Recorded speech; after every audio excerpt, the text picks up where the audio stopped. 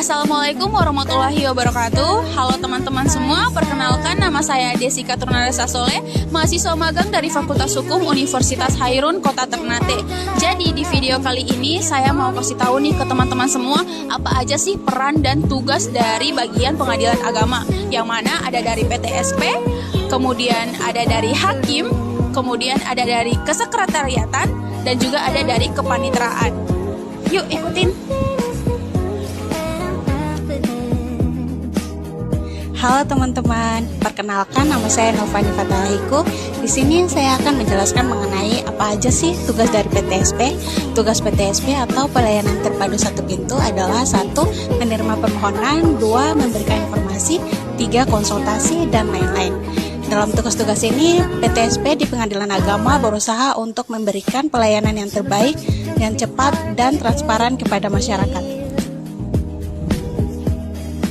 Halo teman-teman, Assalamualaikum warahmatullahi wabarakatuh. Perkenalkan, saya Sri Minda Pataruba. Di sini saya akan menjelaskan sedikit tentang peran dan tugas hakim di pengadilan agama. Peran dan tugas hakim di pengadilan agama antara lain, hakim memiliki peran penting dalam menegakkan keadilan yang berdasarkan hukum Islam.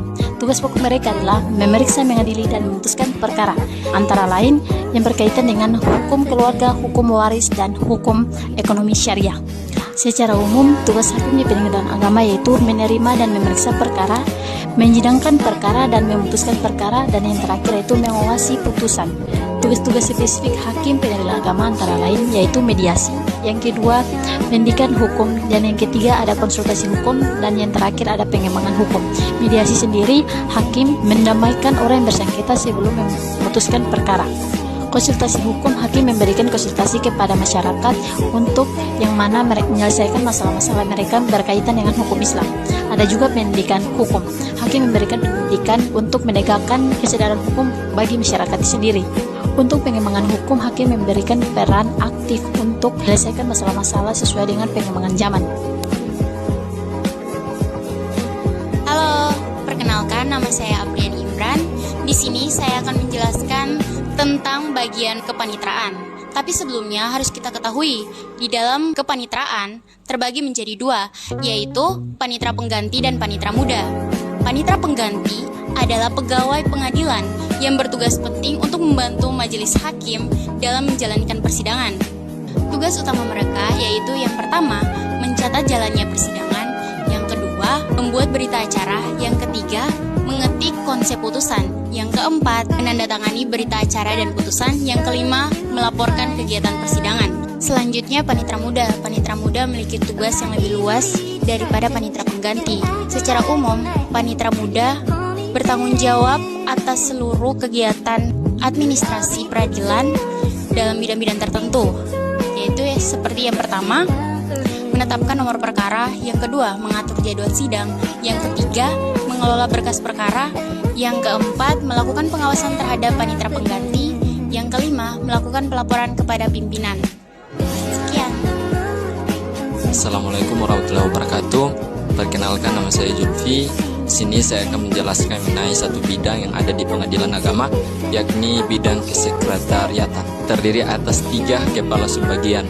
Yang pertama adalah kepala subbagian umum dan juga keuangan, yang kedua kepala subbagian kepegawaian, dan yang ketiga adalah kepala subbagian perencanaan teknologi dan informasi. Nah, terus apa sih yang dimaksud dengan bagian umum dan juga keuangan? Nah, bagian ini adalah bagian yang mempunyai tugas untuk mengelola sumber daya dan juga keuangan, juga memastikan kegiatan operasional pengadilan dapat berjalan secara efisien dan juga transparan.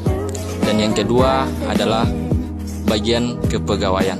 Nah, bagian ini adalah bagian yang mempunyai fungsi untuk manajemen sumber daya manusia, mengembangkan karyawan atau pengembangan karyawan, dan juga sebagai pemenuhan kebutuhan pegawai, sehingga seluruh individu dalam pengadilan dapat memberikan kontribusi terbaiknya dalam menjalankan tugasnya di pengadilan. Dan yang ketiga adalah perencanaan teknologi dan informasi. Nah, bagian ini adalah bagian yang merancang secara khusus atau secara strategis dalam pengembangan sistem informasi sehingga pengadilan lebih modern dan juga lebih kondusif atau responsif dalam menjawab perubahan yang ada dalam setiap dinamika zaman. Mungkin itu yang bisa saya sampaikan. Billahi taufiq wal hidayah. Wassalamualaikum warahmatullahi wabarakatuh.